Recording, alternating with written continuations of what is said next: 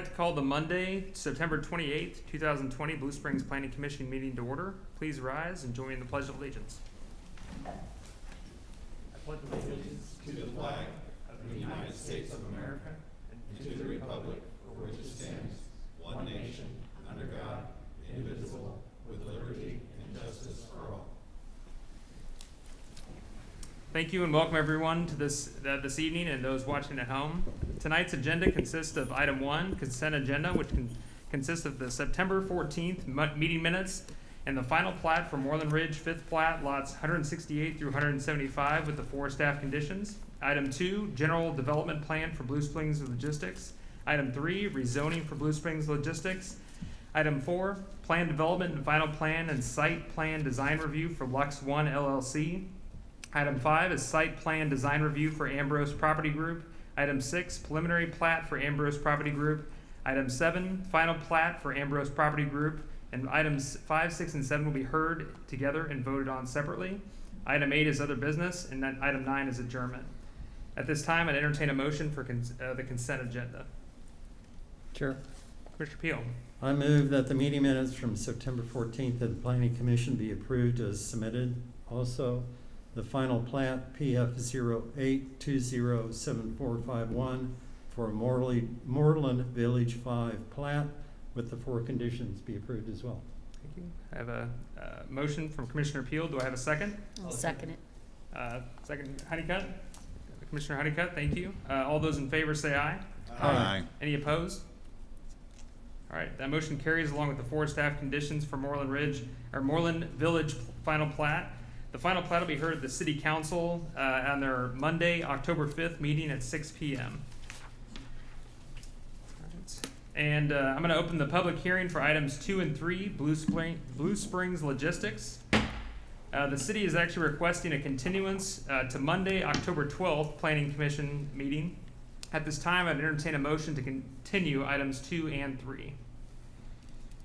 Chair. Commissioner Peel. I move that the General Development Plan GDP 09207464 for Blue Springs Logistics be continued to the October 12th, 2020. Thank you. Motion from Commissioner Peel. Do I have a second? I'll second.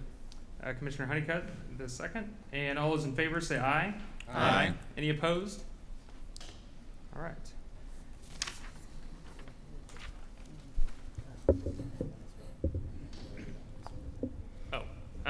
So Commissioner Peel's motion was for the general development plan. Can we also get a motion for continuing the rezoning as well? Chair. Commissioner Peel. I move that rezoning RZ 09207465 for Blue Springs Logistics be continued to October 12th, 2020 as well. Thank you. And do I have a second? I'll second. Thank you. Commissioner Honeycutt. All those in favor? Say aye. Aye. Thank you. Any opposed? All right. Thank you. So that'll be continued to the October 12th Planning Commission meeting on that Monday. The next item on the agenda is a planned development final plan and site plan for Lux One LLC. And at this time, I'll ask for the staff's presentation.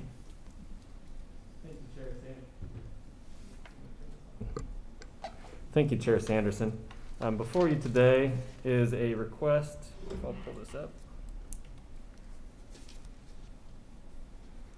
Request from the applicant, Dave Williams with Finkel Williams Architecture and Lux One LLC, requesting approval of the PD or Plan Development Final Plan and Site Plan Design Review for the Lux One apartment concept plan. This application is for one mid-rise apartment building, 4 stories tall with 53 dwelling units on a 2-acre property located at 1501 North Ridge Drive on the site of the former Comfort Inn. I'll actually scroll to the site maps here. It's located on the north side of North Ridge Drive, approximately 300 feet to the west of 7 Highway. The staff does recommend approval of this PD final plan and SPDR since it does meet the UDC Unified Development Code requirements and is in substantial compliance with the previously approved PD concept plan by council, which went through on August 17th, 2020. Staff does recommend approval, but I will go over the general site plan and how this is in substantial compliance with the concept plan. There were 3 conditions. The first condition approved with the concept plan was just basically approving the modifications requested from the UDC for the concept plan. The second condition is that the approved PD final plan must be in substantial compliance with the concept plan. And staff does believe that this is the case. There are a few noticeable changes, and I'll go over those here. First off, I'll zoom in. The site plan here shows the building and center with parking on the 3 sides, east, west, and south of the building. There was a connection point along the eastern side connecting to Burdette Crossing that has been removed, and so instead of having the 3 access points, 2 on North Ridge and 1 to the east onto a private drive, they are reducing that just to the 2 locations on North Ridge. There is no requirement for a third access drive, so that is an acceptable change. A second change is the zoom over to the building elevations here for the apartment. And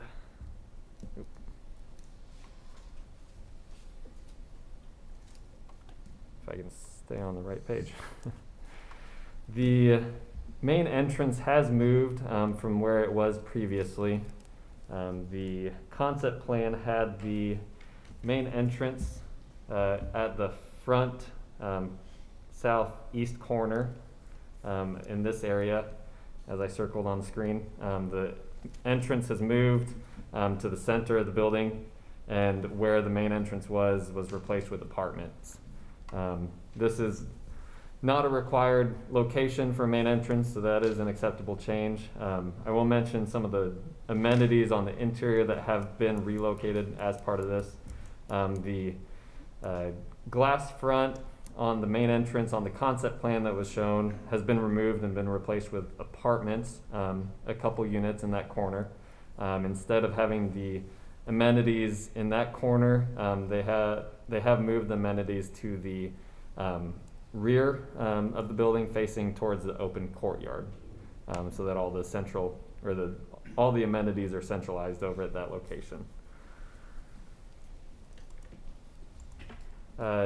One more change, the concept plan didn't show signage on the building elevations, but the current plan does. Signage is allowed on residential apartments, and so there is a few signs, 3 signs in total, 1 above the main entrance, and then a couple large skyline signs on the east facade as well as the south elevation as well. One last minor change, it did not change the total units on that was approved with a concept plan, so the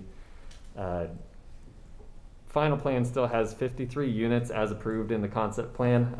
It's just that there are 4 units that were previously listed as single units that are now doubles instead of being single units, or single bedroom units. So there are 4 less single bedroom units and 4 additional double bedrooms, which all of those are minor changes in the and are allowed by code as a minor change. Since none of those are substantial, staff does recommend approval of this concept plan. One item that I should note, on the landscape plan, there is a little bit of the landscaping located off-site.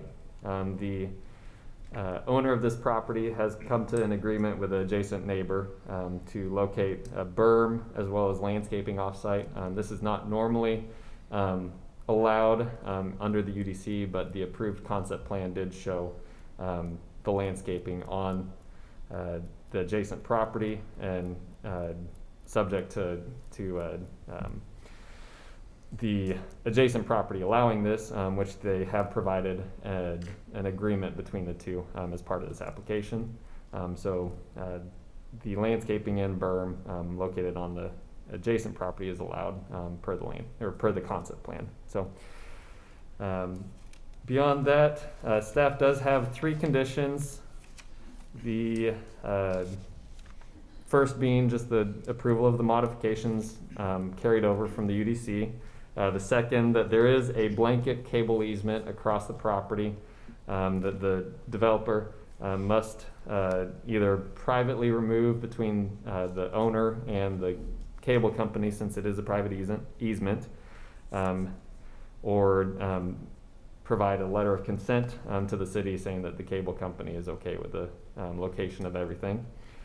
And the third condition is that prior to occupancy, the existing sidewalk adjacent to the development on North Ridge must be replaced as required by Public Works to meet ADA regulations. With that, I will stand for any questions. Thank you, Mr. Jury. Any questions from the commission for staff? Chair. Commissioner Peel. Mr. Jury, how are the two signs that are located on the building, how are those lighted? Are they lighted from behind, or are they some kind of bulb within the letters, or how is that lighted? They have not provided details on the signage, but they will have to meet sign code on that. And I don't remember off the top of my memory what the illumination type is allowed for residential signs, but I do know that it is more limited than commercial signs in terms of illumination. Okay, thank you. Also, a follow-up question, Chair. Is the elevator, I guess there is only one elevator on the west side of the development, the building itself? I believe so, and yeah, they'll have to meet building code in terms of access for elevator access and everything. Just for information, how many people can fit in that elevator? I do not know. Okay. Yeah, architect might be able to answer that question. All right, thank you, Mr. Jury. Thank you, Chair. Any other questions for staff? All right, thank you, Mr. Jury. And I would ask if the applicant would like to come forward and make a presentation. Can I get your name and company? Dave Williams, Finkel Williams Architecture. All right, thank you. No real presentation from us. I think Nathan's done a good job of explaining the adjustments and the changes. As far as the answer on the elevator, it's a 4,000 pound capacity, and it's mainly weight and not people, and it's in a ballpark of 18 to 20 people. But it has to be sized to that weight due to allow people to move their furniture up and down. And the signage, our intent is obviously to meet the code. I mean, that's what we're gonna have to do. Our initial intent, without really studying it, is probably internally illuminated. Thank you, sir. Yep, so any other questions are welcome. Yeah, thank you. Any Sure. other? Yeah, Commissioner Orr. Do you have a timeline on this project? We don't at this point. Some of the delays have caused us a few issues, but our initial goal is to beat the winter for the site work. But at this point, that's what we're going to, but we're not sure if we're gonna be able to do that yet. Thank you, Chair. Any other questions for Mr. Williams? All right, thank you. Okay, thank you.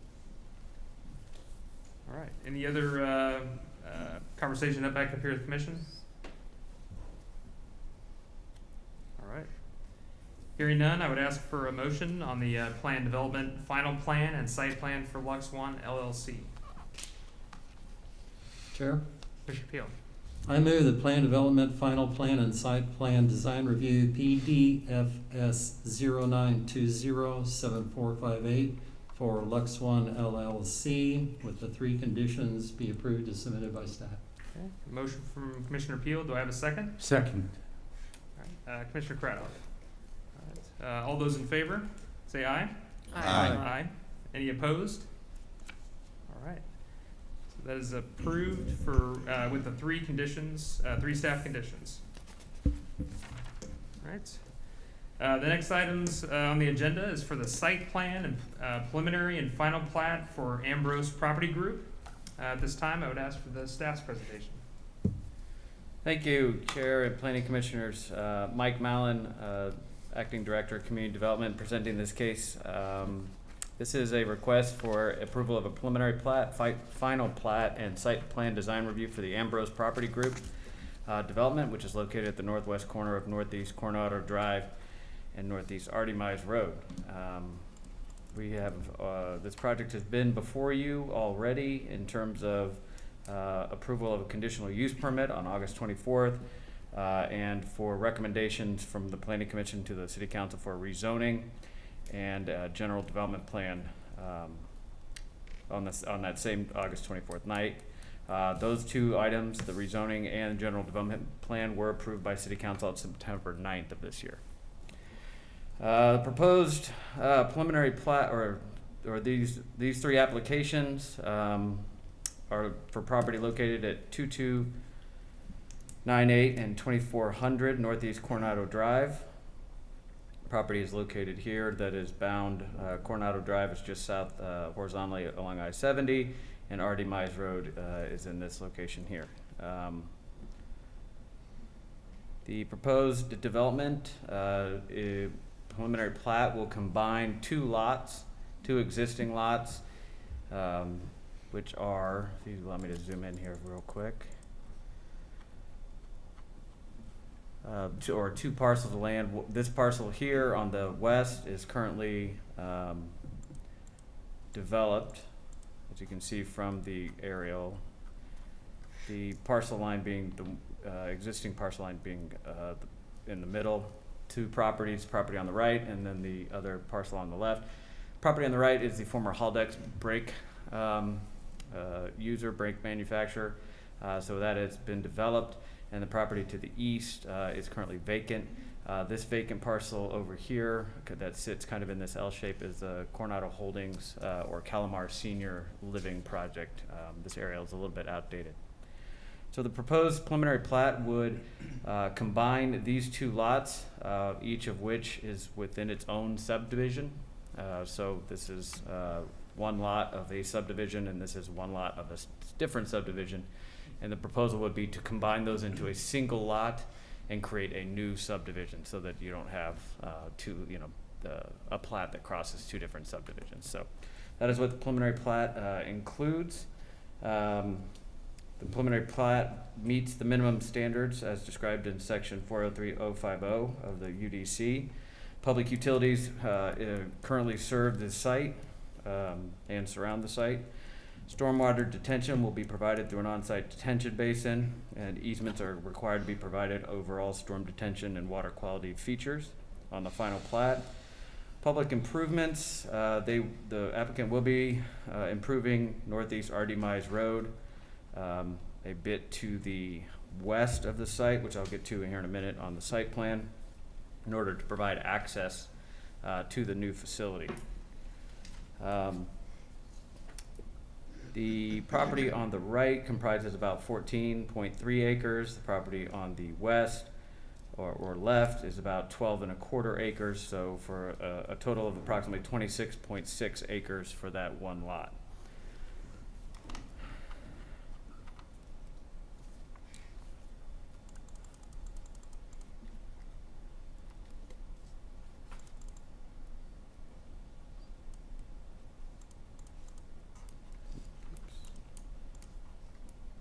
Apologize for those who.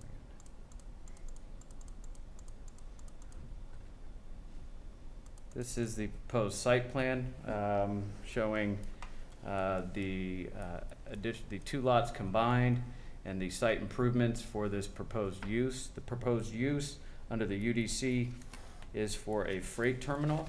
and that is allowed in the light industrial zoning district, which this property is zoned, with approval of a conditional use permit, as I previously mentioned, was approved back in August of this year. Proposed building type under the Unified Development Code is a general industrial building, which is allowed by right in the light industrial zoning district. And the proposed building, former Haldex building, will remain on site and will be upgraded as needed. And then a new canopy, roughly 29,500 square foot canopy to the south will be added to cover the vans for the proposed freight terminal.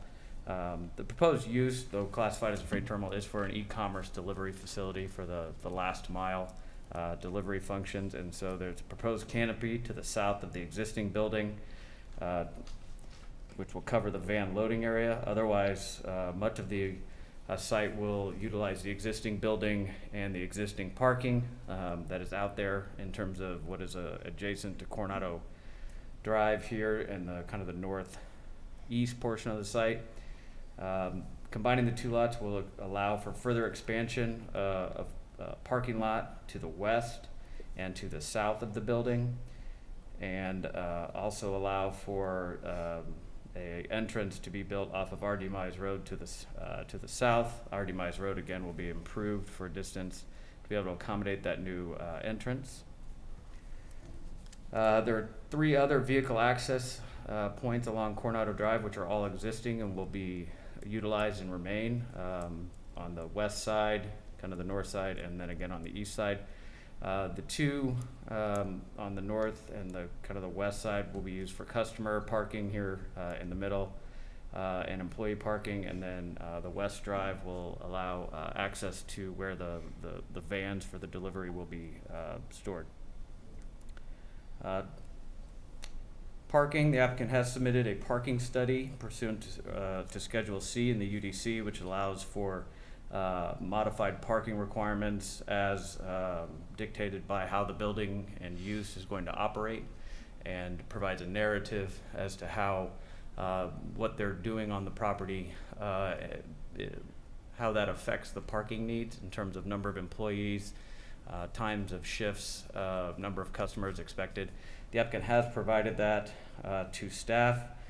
Staff has reviewed that and believes that that parking memo is acceptable for this use, and therefore supports that parking memo and the parking that is provided on site. Staff feels that it is adequate in order to meet the needs of this user.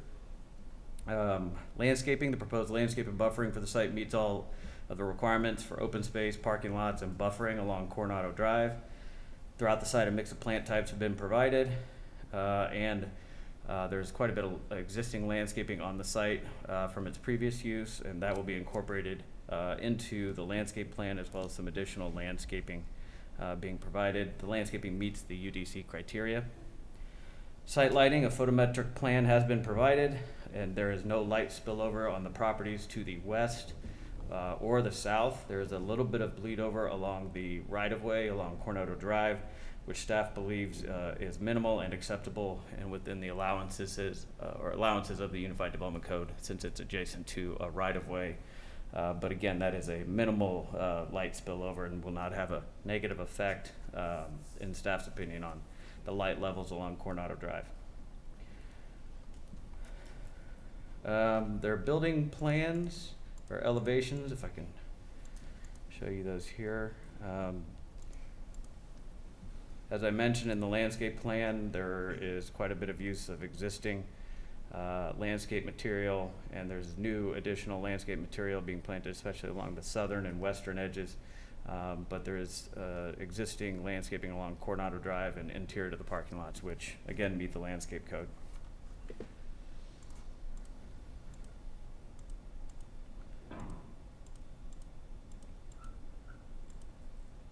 Site lighting plan again shows little to no spillover, minimal spillover along Coronado, and then no spillover to the south or to the west. The proposed building site plan, this is the floor plan, which shows the existing building in this rectangular shape here, and the addition of the 29,000 square foot canopy to the south of that building for the cover the vans.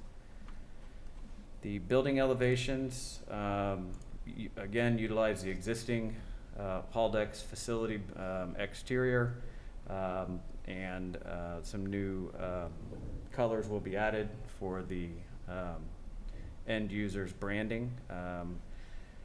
And the new canopy can be seen here on the east elevation that is to the south. So north would be to the right, and to the left would be south. So you can see the new additional canopy in this drawing here. This would be the main entrance to the facility along Coronado Drive.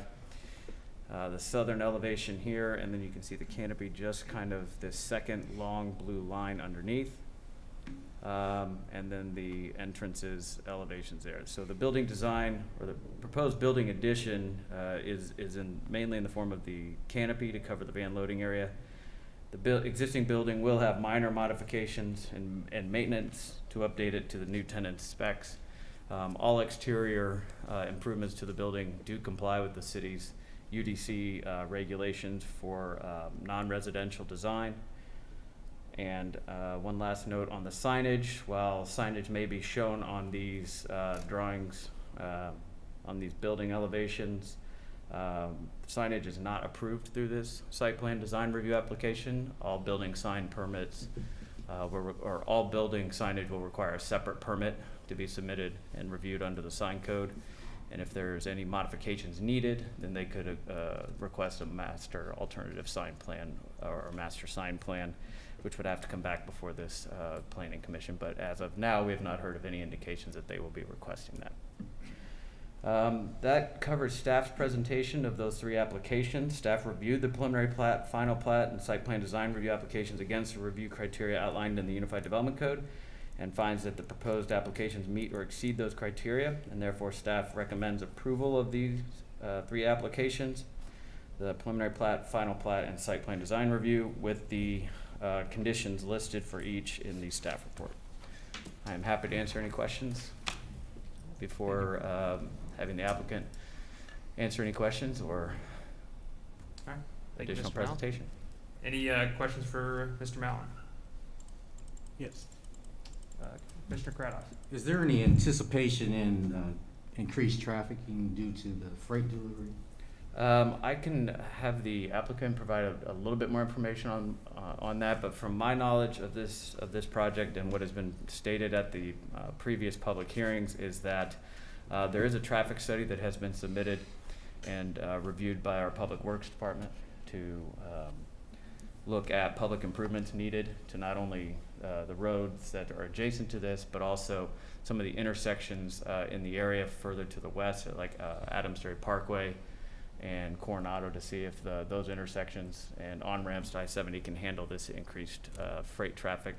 And then the building user itself, it has been explained to staff that the timing of the truck deliveries, so they'll come in via a semi-truck and loaded here in this area, which is on the east side of the building. So those semi-deliveries are relatively minimal. I believe it was 6 a day, 6 to 10 a day, and those all happen overnight hours. And then the van traffic, the user has specifically scheduled those to be in the off-peak hours, and so the peak travel times in the morning, being the morning rush and then the afternoon rush, these delivery vans would leave at set schedules that are staggered so as to avoid that. So staff believes that there would be minimal traffic impacts. I see, thank you. Any other questions for Mr. Mallon? All right, thank you. Would the applicant like to come forward and make a presentation? Get your name and company, please. Yes, good evening. My name is Jeffrey DeZort. I'm with CESO, and I'm here on behalf of Ambrose Property Group, but also the end user tenant. So, yeah, as was explained, a great presentation of just kind of what we're proposing to do at 2400 Coronado. As mentioned, it's a delivery center for e-commerce, last mile delivery. So essentially what's happening in this facility is packages are coming in from off of a tractor trailer that is coming overnight, and it's at 6 to 10. Typically it's just based on the demand for, just as the user has demand. That the packages then are sorted internally, and that's occurring with the associates that are coming in mostly in a third shift type time frame. They're going to be sorting the packages to their end delivery route and then preparing the packages for loading into the vans. Again, the vans would start loading and dispersing after the morning rush hour. I think it starts about 9 o'clock in the morning is when the first delivery vehicles will be leaving the facility. And those tend to go like an 8 to 10 hour route, and then they make their way back to the facility and will park their vehicle. All of the drivers for those delivery vehicles, they will bring their personal car onto the site. They will park in an open spot. Part of the parking study shows that the way that the site is specifically laid out is that there is a gap in the parking so that the vehicles that come in have an open spot to park. They're going to park their personal vehicle, be assigned a delivery vehicle, be able to get into that, and then they will circulate the site to the staging area.